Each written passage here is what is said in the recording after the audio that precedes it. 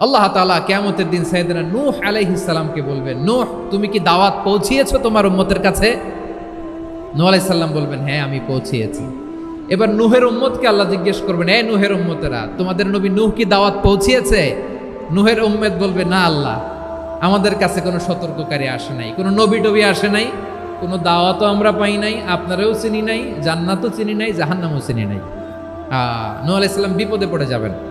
তখন আল্লাহ বলবেন, নূহ তুমি বললা পৌঁছিয়েছো, তোমার উম্মত বলে কিছু পায় নাই। নূহ তোমার কি কোনো সাক্ষী আছে? তোমার কথা আর তোমার উম্মতের কথা তো মিলে না।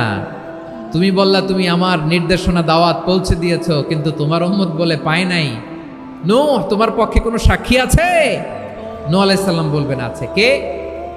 উম্মতে মুহাম্মাদী। তখন আমরা বলবো, আল্লাহ নবী নূহ আলাইহিস সালাম তিনি আপনি যা যা বলেছেন ঠিক তা তার উম্মতের কাছে পৌঁছে দিয়েছে।